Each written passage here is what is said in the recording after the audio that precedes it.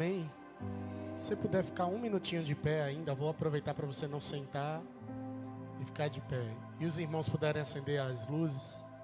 Vou fazer rapidamente a leitura e depois introduzimos a palavra dessa noite. Abra a tua Bíblia em primeira carta de Paulo aos Coríntios, no capítulo de número 1. Irmão Alexandre, podes acender aqui também, por gentileza? Eita, glória a Deus. Já ouvi meu presbítero falando aqui, eita glória.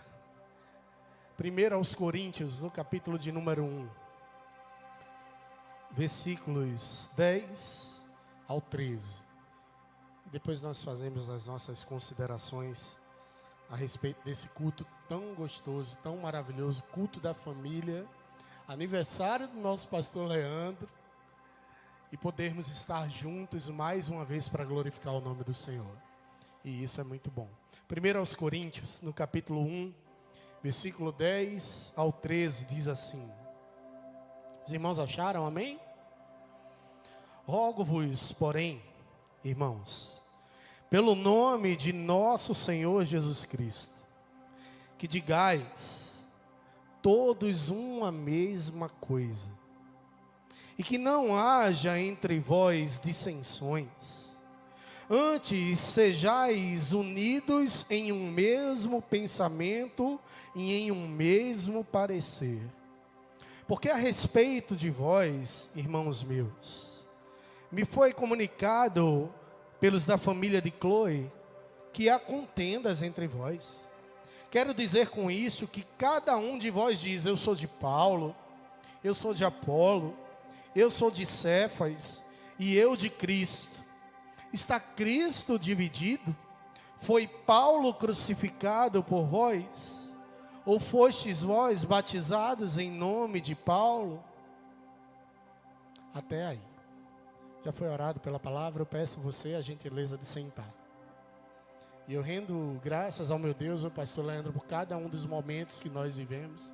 São muitos, talvez depois de Erlânio, da pastora, eu acredito, da missionária que está ali, missionária Cleonúcia, e de Alice, o que conhece o pastor Leandro há um pouco mais de tempo.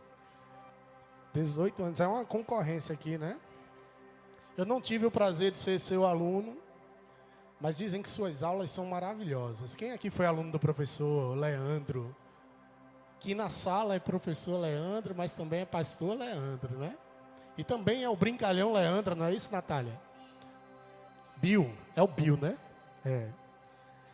Eu não tive esse prazer, mas eu tive o prazer de, assim como Paulo foi criado aos pés de Gamaliel, ter sido criado aos seus pés como uma referência de Paulo e poder ter aprendido muito da palavra do Senhor contigo.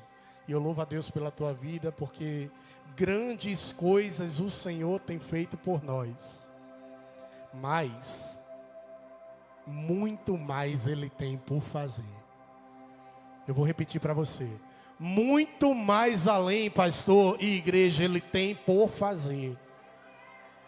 Portanto, nos alegremos no Senhor, porque quem fez este dia foi Ele. Eu estou muito feliz porque hoje, além de tudo, é culto da família. O nosso presbítero falava que o nosso pastor é como um pai para todos nós. E nada melhor do que falar, quando se fala em família, em duas características que surgem em todas as famílias.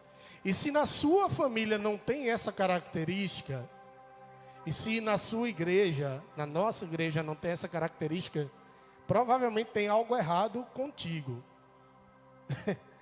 Problemas, quem aqui tem problemas na família? Já passou por algum problema? Eu diversos, passei por um problema ontem que eu fui mexer num vespeiro. Mais à frente eu falo com você, logo com manhã.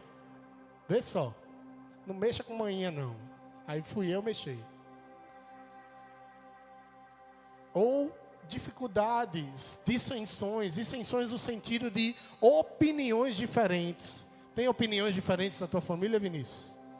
Na minha tem um bocado. A minha família tem 2 pessoas hoje que eu falo morando na minha casa, eu e Jaira.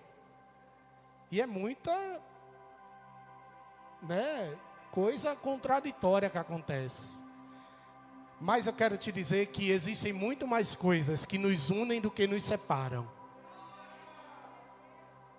Existem muito mais coisas aqui neste lugar que nós fazemos que nos tornam irmãos do que coisas que nos separam. Sabe, haver diferenças é uma peculiaridade e um dom dado pelo próprio Deus.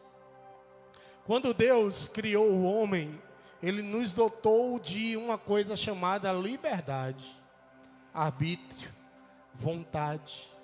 E por conta das nossas diferentes vontades, afinal de contas, Gilson, Deus não fez robôs. Porque imagine, se houvesse 300 tias Goretes aqui na igreja. Se houvesse 200 Alices aqui na igreja. Ou 200 pastores Leandro. O senhor se aguentaria, pastor? Não sei. Se houvesse 200 de mim, possivelmente nem espaço suficiente físico teria. Não vou falar do meu presbítero Cleiton, que é tão cheinho quanto eu. Né, presbítero? Mas imagine não apenas características físicas semelhantes. Imagine pessoas com características de pensamento semelhante à tua. Veja que dom maravilhoso Deus fez ao te criar. Ele criou você exclusivamente do jeito que você é. E não existe outro igual a você. E não existe outro parecido. Até mesmo irmãos gêmeos, eles vão ter não apenas a sua...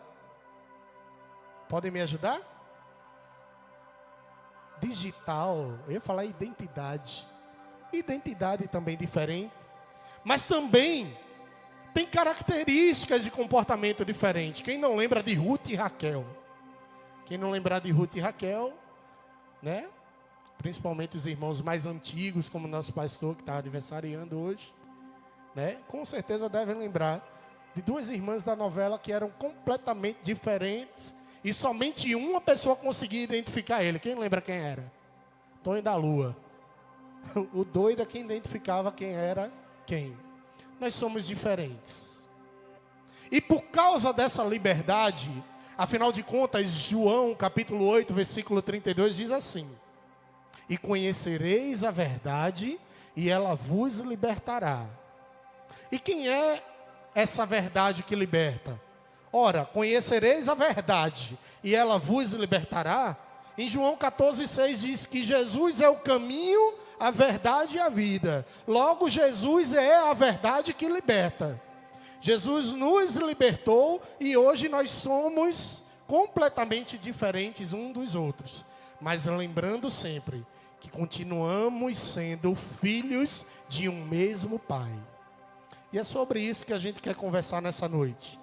E é sobre as lições que a igreja de Corinto pode nos dar, que a gente vai conversar um pouco. Essa liberdade é tão grande que Deus dá para o seu povo, que é possível hoje em dia, meus amados irmãos, nós procurarmos qualquer igreja para podermos servir a esse Deus. Afinal de contas, Deus tem a sua multiforme graça. Deixa eu te revelar uma coisa. O mesmo Deus que atua maravilhosamente na igreja Cristo é o tema, é o mesmo Deus que atua maravilhosamente na Assembleia de Deus. É o mesmo Deus que atua sobrenaturalmente na Igreja Batista. É o mesmo Deus que atua de maneira sobrenatural na Presbiteriana. Porque esse Deus não se limita a placas de igrejas. Ele respeita, inclusive, as nossas diferenças e nossos pensamentos. Tem um parente da minha esposa, que é de uma determinada igreja, eu não vou cometer a gafe de falar o nome dela, mas que não chama ela de irmã, chama ela de prima. Sabe aquele pensamento retrógrado? Não, só quem é crente é quem é dessa igreja. Só quem é crente é quem pensa como eu. Aquele pensamento de um assembleano Sauro, presbiteriano Rex, batistodonte. Porém, Deus nos chamou para a liberdade. E o Deus que nos chamou para a liberdade nos permite estarmos aqui nessa noite. numa igreja completamente diferente de todas as outras, onde quem é adorado é o mesmo Deus que também está em outros locais. E sabe qual é o meu e o seu papel? Você está confortável aqui, meu amado irmão? Saiba que você continua sendo nosso irmão em Cristo. Olha para quem está do teu lado e diga: você é meu irmão. Eu posso não lhe conhecer, diga isso para ele. Eu posso te conhecer. Você pode ser diferente de mim, diga com autoridade. Mas você continua sendo meu irmão. Glorifica o nome do Senhor. Nós somos irmãos em Cristo. Nós somos irmãos em Cristo, membros de um mesmo corpo, membros de uma mesma família. O mesmo Paulo que nós vamos explanar daqui a pouco, ele fala lá em Efésios que nós somos a noiva, ele é o noivo que nos resgatará. O mesmo Paulo que falou essas palavras de Corinto, ele diz que nós somos o mesmo templo e cada um de nós é como um tijolo desse templo. Cada um de nós é como um membro do mesmo corpo. E sabe quem é o cabeça desse corpo? Diga comigo: Jesus. Diga tocando no seu peito: Jesus é o cabeça da minha vida. Glorifique o nome do Senhor. E Jesus é o cabeça desse ministério. E Jesus é o cabeça deste lugar. Todas as decisões que o Espírito Santo conduz o nosso pastor, conduz a nossa pastora, conduz o ministério de adoração, conduz o ministério de recepção, o ministério de coreografia, o ministério de mídia, todas são guiadas por aquele que é o cabeça, e a gente só obedece. E a gente só segue o que o Espírito manda. Se ele mandou, ele se responsabiliza. E se você pensa que a sua igreja tem problema, deixa eu te dizer. A igreja de Corinto era uma igreja talvez muito mais problemática do que você imagina. Sabe quem foi que fundou a igreja de Corinto? Paulo. Paulo é o maior missionário e pastor da história da humanidade. Sabe que tipos de problemas existiam na igreja de Corinto? Deixa eu contar rapidinho para você entender qual era o maior problema depois. E em 1 Coríntios, no capítulo 5, chega um relato para Paulo de que tem um enteado que está praticando relações sexuais com a própria madrasta. E a igreja não fez absolutamente nada para resolver aquela situação. A igreja criada e fundada pelo apóstolo Paulo. Em 1 Coríntios, no capítulo 6, diz que tem 2 irmãos dentro da igreja que estão se processando num tribunal pagão. Vou dar um exemplo. É como se o meu irmão Alexandre, que é empresário, e o meu irmão Eduardo Coró, que é empregado na empresa do meu irmão Alexandre, procede, meu irmão? Eles estivessem se processando, fazendo parte da mesma igreja, e ao invés da igreja intervir e conciliar aquela situação, a igreja não faz absolutamente nada, e os irmãos preferem levar a discussão para um tribunal pagão. Veja que igreja difícil. É a mesma igreja que está relatado lá em 1 Coríntios, no capítulo de número 8, que está tendo uma briga terrível entre os irmãos, onde um grupo diz assim: olha, eu posso comer carne oferecida aos ídolos mundanos. Sabe por quê? Porque Deus foi quem criou aquela carne. E outros irmãos estão dizendo: não, se você comer, você vai estar se contaminando. Aí Paulo vai conversar com eles, orientá-los: olha, irmãos, quem come carne, não critique quem come verdura. Quem faz isso, não critique quem faz aquilo, contanto que vocês vivam para a glória de Deus. É a mesma igreja que tem um monte de dons espirituais. De todas as igrejas para a qual Paulo escreve, a igreja de Corinto era a mais fervorosa. Porém, Paulo precisa desprender 3 capítulos, 12, 13 e 14 do primeira carta aos Coríntios, para falar a respeito dos dons espirituais. Regulamentar porque a coisa estava meio bagunçada.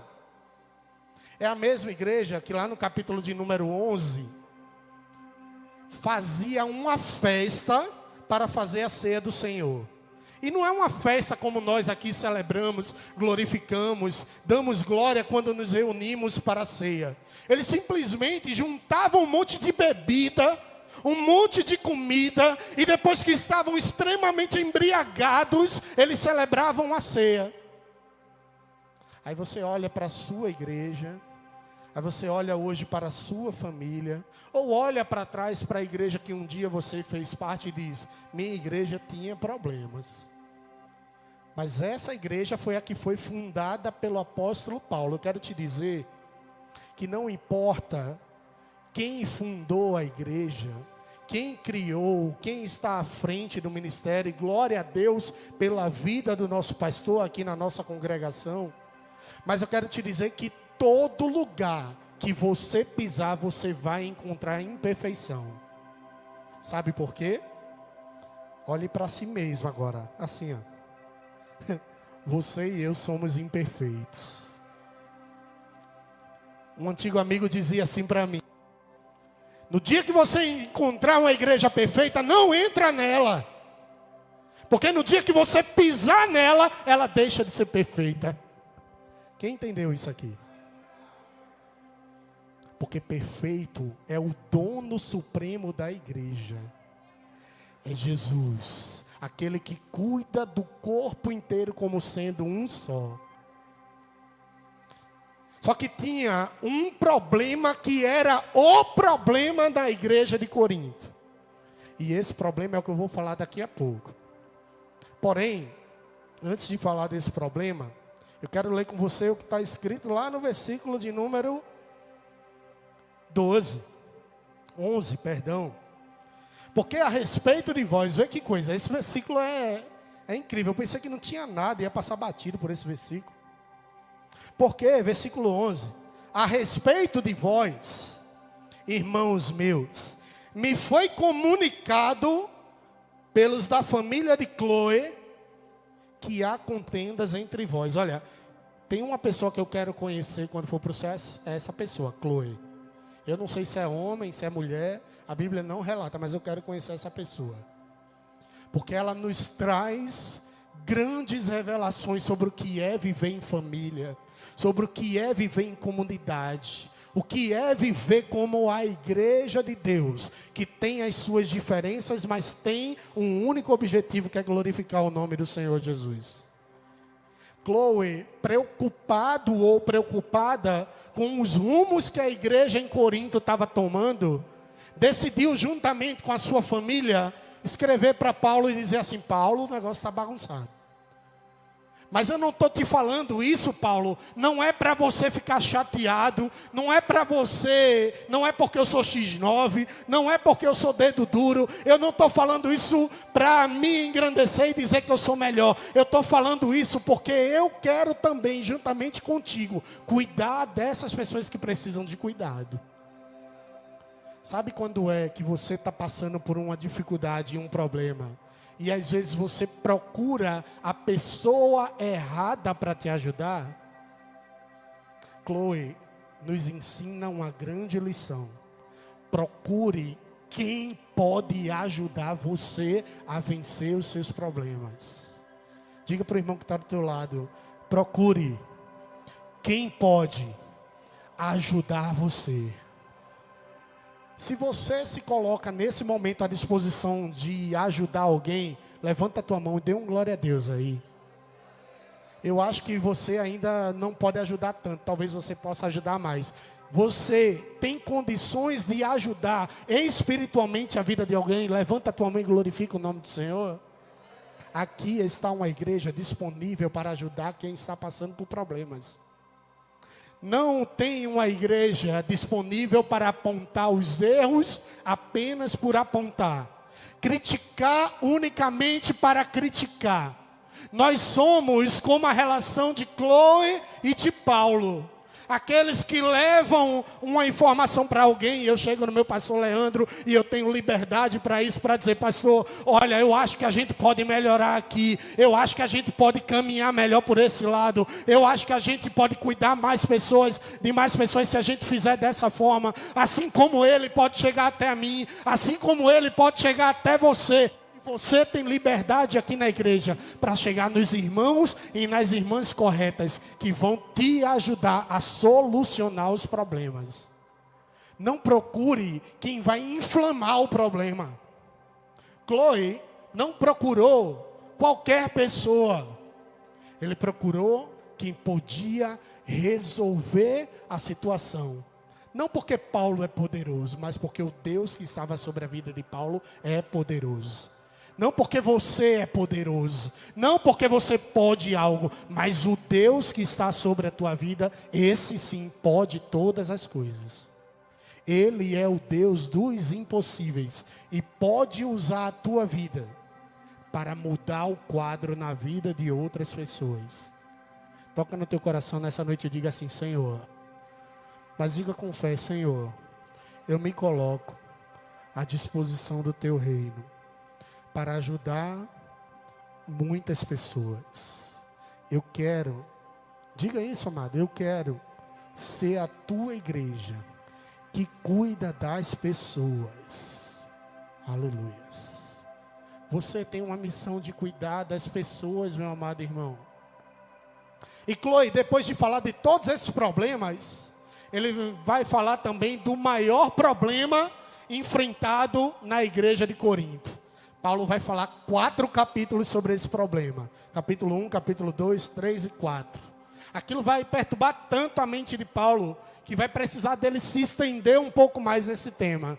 E esse tema se chama divisões e discussões. E está no versículo 13. Se você puder acompanhar comigo, diz assim. Versículo 12, perdão. Quero dizer com isto, que cada um de vós diz: eu sou de Paulo, eu sou de Apolo, eu sou de Cefas e eu sou de Cristo. Deixa eu contextualizar o que era Corinto. Corinto era uma cidade no sul da Grécia, que era a segunda cidade mais idólatra da Grécia. Aí Paulo implementa uma igreja que rapidamente começa a crescer, desenvolver dons espirituais, e depois que desenvolve os dons espirituais, a igreja começa a permitir que o paganismo, que o mundanismo que existia na Grécia entrasse na igreja. Aí eles começaram a dizer assim: olha, vamos agir aqui na igreja como todos os coríntios agem? Como é que os coríntios agiam? Qualquer sofista, qualquer filósofo, qualquer retórico, qualquer pessoa que tinha uma oratória melhorzinha era completamente adorada em Corinto. Eles colocavam num pedestal enorme e diziam: esse é quem estabelece a verdade. Logo a igreja de Corinto começou a trazer aquilo para dentro da igreja. Aí surgiram 4 partidos dentro da igreja. Um partido dizia assim: não, eu sou de Paulo.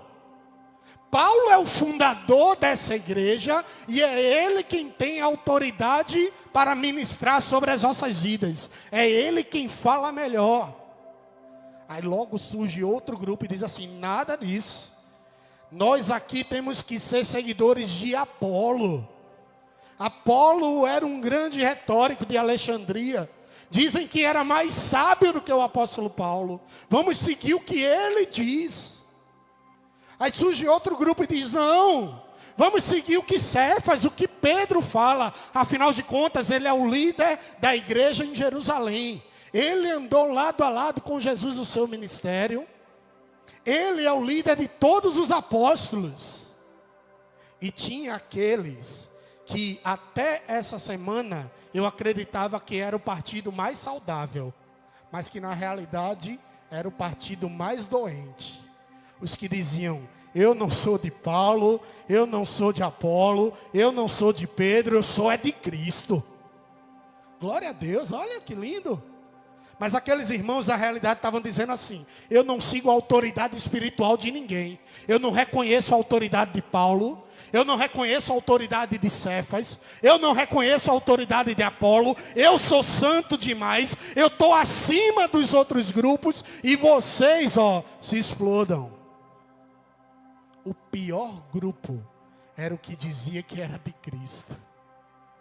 Era aqueles que contestavam o apostolado de Paulo. É por isso que Paulo, quando vai escrever aos Coríntios, ele diz: eu, Paulo, apóstolo de Cristo. Ele está reafirmando o seu apostolado, porque ele sabia que naquela igreja tinham pessoas que não reconheciam que ele de fato era apóstolo de Deus. Fuja daqueles que não querem reconhecer a autoridade de Deus sobre a vida de homens e de mulheres.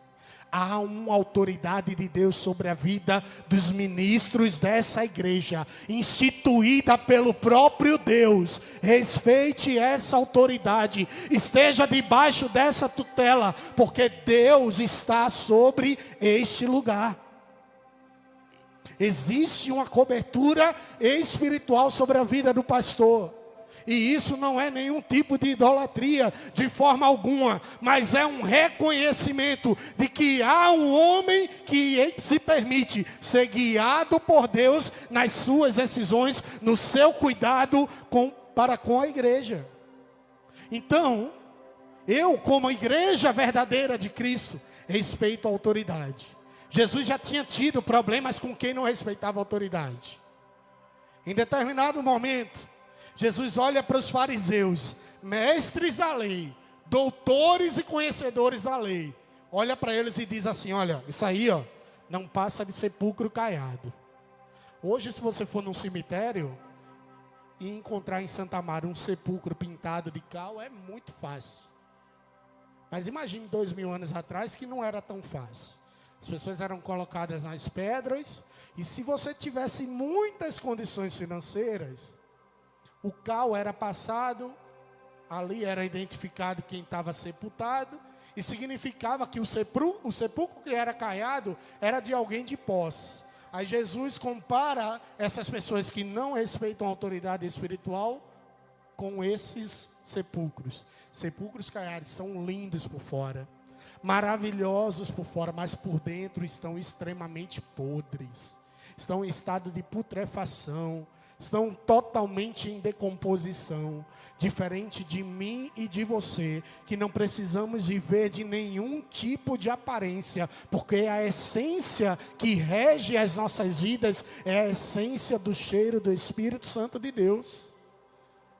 Eu posso até estar mal amanhado, mas crente, depois que se converte, geralmente se veste muito bem, cheira muito bem, apesar de alguns não gostarem de tomar banho. E esse que vos fala é um deles. Mas ontem a gente chegou no batismo, meu amigo. O irmão Rodrigo chegou, Rodrigo chegou. Aí minha esposa: isso é Malbec.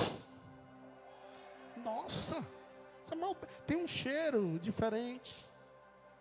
Mas não é um cheiro que a gente consegue sentir assim. É o cheiro, na realidade, que Deus sente, que é suave às suas narinas. A tua vida, o teu comportamento, a tua vida, aquilo que você rege na sua vida, na realidade, inunda as narinas de Deus como um incenso suave. Você não é como um sepulcro caiado. Você não vive de aparência. Você não vive de dissensões. Eu sou de Paulo, eu sou de Apolo, eu sou de Cefas, eu sou de Cristo, eu sou de Leandro, eu sou da pastora Cléo, eu sou do pastor Bruno. Você diz: não, eu verdadeiramente sirvo a Cristo. Eu verdadeiramente sirvo aquele que me criou em cada um dos meus detalhes, que decidiu morrer por mim, particularmente na cruz do Calvário, e hoje eu sou salvo para a honra e glória do seu nome. Tenha certeza, meu amado irmão, de quem você serve. Tenha certeza daquele Deus que criou todas as coisas, todo o universo, todas as estrelas, mas quando estava criando a menor mitocôndria tua, não sei nem se o nome é assim, Ele criou pensando em você. Tem uma música do Djavan que diz: tudo que Deus criou foi pensando em você. Imagine Deus criando a Via Láctea e os dinossauros pensando em você. Mas quando Ele pensou em você, Ele disse assim: eu não estou criando pensando na Via Láctea nem dos dinossauros. Eu estou criando pensando que Ele é meu filho. Eu estou criando porque eu tenho relacionamento com Ele. Porque Ele me conhece e eu me dou por conhecer a Ele. Ele faz parte da mesma família. E era sobre essas distinções que Paulo queria falar. Aí me remonta ao que está escrito lá em Lucas, no capítulo de número 15. A passagem do filho pródigo. Quem já leu essa passagem aqui? Pouca gente. Quem já leu essa passagem aqui? Agora aumentou a quantidade de pessoas. Mas quem conhece essa passagem aqui? Olha, praticamente todos. A passagem do filho pródigo. Um dos filhos, o pródigo, aquele gastador, vai-se embora, pega a parte dele na herança e gasta tudo que tem, se arrepende e depois volta. Arrependido. E tem um filho que permanece sempre na presença do pai. Ele não sai da presença do pai. Tudo que o pai tem é dele também. E às vezes a gente valoriza tanto o filho pródigo. E é tão bom saber que se você está desviado da presença do Senhor, ou jamais conheceu o Senhor, Jesus está de braços abertos sim para te receber. Mas existem aqueles filhos que não arredam o pé de perto do pai. São diferentes sim ou não? São diferentes sim ou não, igreja? Dois completamente diferentes. Mas deixa eu te revelar uma coisa. Os dois são filhos do mesmo pai. Os dois têm o mesmo cuidado, carinho e amor para ser derramado sobre a vida deles. Eu quero dizer que não importa os pecados que você cometeu. Não importa o caminho que você andou. Não importa se você acha que é de alguém ou que é de si mesmo, porque o teu ego fala mais alto. O que importa é que teu pai continua sendo o teu pai. Jesus continua sendo o Deus amoroso que está disponível para você e você, sem nenhum tipo de divisão, sem nenhum tipo de dissensão, diz: Senhor, eu quero fazer parte do teu corpo. Senhor, eu quero ser a tua noiva juntamente com a tua igreja. Senhor, eu quero ser o teu templo e morada do teu Espírito Santo, assim como tantos e tantos irmãos são também. Você tem liberdade no Espírito Santo para ser diferente. Você tem total liberdade para ser do jeito que você é. Mas lembre-se sempre que a graça que foi derramada sobre a tua vida é uma graça de filho. A graça que foi derramada sobre você é chamada para também a unidade da igreja. Afinal de contas, Paulo vai falar que está acontecendo todos esses problemas à igreja, mas chamando o povo a viver em unidade. Ele diz: vocês podem até pensar diferente, mas lembre-se, o Deus que está acima de vocês é o mesmo Deus. Abre aí rapidamente comigo, João, capítulo de número 17. Oração sacerdotal de Jesus. Está Jesus perto de ser morto.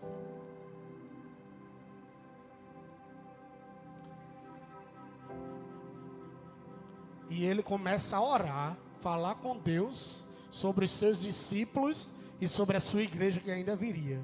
João, Evangelho segundo escreveu João, capítulo de número 17, versículo 20 e 21. Olha o que está escrito. Eu não rogo, isso é Jesus orando. Eu não rogo, eu não peço somente por estes, mas também por aqueles que pela tua palavra hão de crer em mim. Ele está falando da gente. Jesus estava orando por mim e por você. Eu vou repetir para você. Jesus orando sobre mim e sobre você. Eu não estou pedindo só sobre meus discípulos. Eu estou pedindo sobre aqueles que ainda vão crer lá em 2020. Jesus está dizendo isso. O que é que ele está pedindo? Para que todos eles sejam um, como tu, ó Pai, és em mim, e eu sou em ti, que também eles sejam um em nós, para que o mundo creia que tu me enviaste. Jesus quer que eu e você, apesar das diferenças, sejamos um só, para que o mundo creia que Cristo foi verdadeiramente enviado por Deus. Que missão maravilhosa você tem. O mundo só vai crer que Jesus é Deus quando nós formos um só. Como o Pai, o Filho e o Espírito são um só. Assim nós devemos ser apenas um nele. E quando nós formos um só, o mundo crerá que Deus foi enviado até a terra. Sabe, eu imagino que esse momento em que a igreja será uma só, será um momento maravilhoso. Sabe qual é o momento em que a igreja será uma só definitivamente? Jesus raiando das nuvens. Glória a Deus.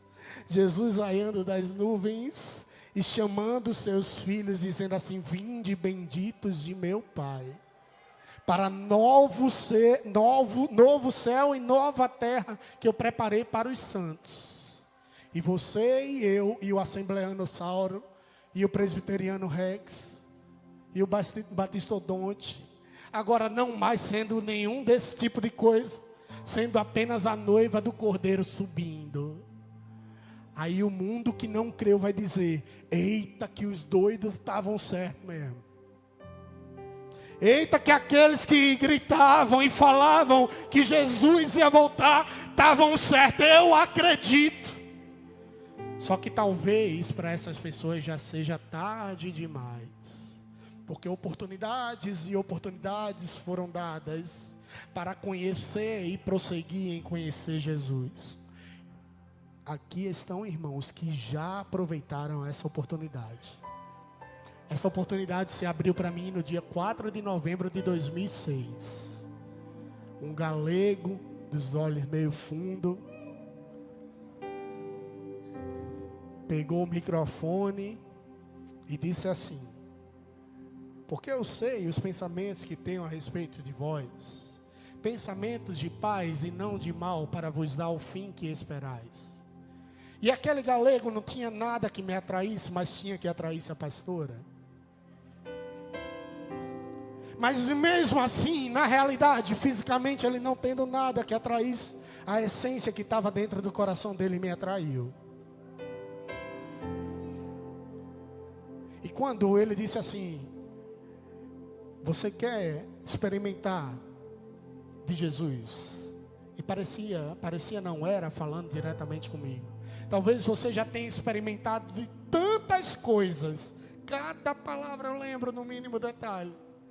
Mas permita-se experimentar Jesus mudar a tua história. Aí eu vi um primeiro jovem ir, eu vi um segundo jovem ir, eu vi o 11º jovem ir, e eu fui o 12º. E eu fui o 12º que, chorando, sem ninguém pegar na minha mão, disse: Senhor, eu reconheço que eu sou pecador, mas a tua graça me atraiu e hoje eu quero fazer parte do teu corpo. Se você está vivendo essa situação em que você se afastou do corpo de Cristo, ou que você jamais conheceu o corpo de Cristo, deixa qualquer ideologia de lado, deixa qualquer pensamento pessoal de lado. Viva o sobrenatural de Deus para a tua vida. Há um 4 de novembro no 20 de setembro. Há um 4 de novembro no 20 de setembro. Ou seja, a mesma salvação que me alcançou, ela pode te alcançar. Deixa eu te dar um breve testemunho. Eu era um nada. jovem magro. Eu costumo dizer que eu morava na Somália. Quem já viu foto minha sabe o que é isso. Se o pastor tinha um olhinho fundo, o meu era por trás. Quase, o negócio era horrível. E viajava o Brasil, dizendo que eu ia mudar o país. Movimento estudantil, vamos lá, vamos mudar. E consumia droga. E dizia que era loucura mesmo. Aí eu vou entregar. Rodrigo ia comigo. Não ia? Não me deixa, né? Eita, tia Gorete está aqui, ó. Mas ele não consumia nada não, viu, tia? Não vou entregar. Tudo que você pensar. Fazia uma dona Nevinha aqui em cima, meu Deus, não pode me ver. Saia daqui quando eu vou lá votar. Saia daqui, viu? Cadê sua revolução? E mudou o quê?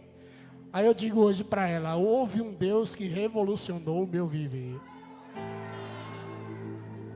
E depois dessa data eu me converti, me entreguei a Jesus. E hoje eu não experimento mais nada, senão a graça de Deus.